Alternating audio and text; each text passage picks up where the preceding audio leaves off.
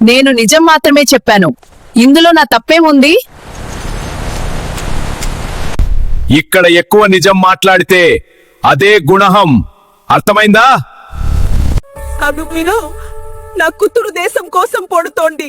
మీరు నన్ను అరెస్ట్ చేస్తున్నారా? ఇక్కడ నా దేశాలే నడుస్తాయి.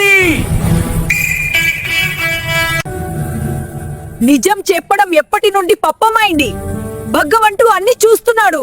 డ్రామా చేయకు, చెప్పినది ఫాలో అవ్వంటున్నారు. ఇది ఒక ఫాజీ అమ్మ, ఇలా ఎలా చేస్తారు? ఫాజీ అని అమ్మ అని మాట్లాడకు. ఇక్కడ నా ఆర్డర్ మాత్రమే నడుస్తుంది. అంతలా ఈ సాబ్లు చూస్తున్నారా? ఈ మ్యాటర్ పెరిగిపోతుంది. దేవుడు అన్ని చూస్తున్నాడు. ఈ అన్యాయం ఎక్కువ రోజులు నడవడు. ఒక ఫాజీ అమ్మాని పోలీస్ అరెస్ట్ చేశారు. ఈ న్యూస్ ఏమిటో చూడాలి. ఇవాళ నాకు జరిగింది, రేపు మీకు కూడా జరగచ్చు. అమ్మ ఫోన్ ఎందుకు కనెక్ట్ అవ్వట్లేదు? ఏదో ఉంది నా. పోలీసులుని ఈ అమ్మని జైల్లో వేశారు అని చెప్పరు.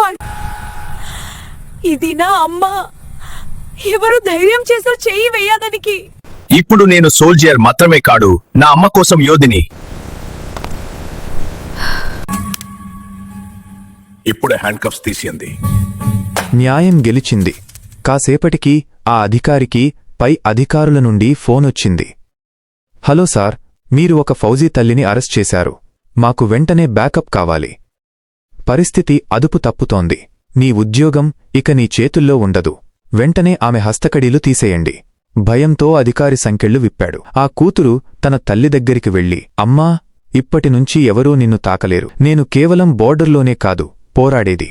అమ్మ విషయం వస్తే నేను ప్రతి సిస్టంతో ఢీకొంటాను అని గర్జించింది.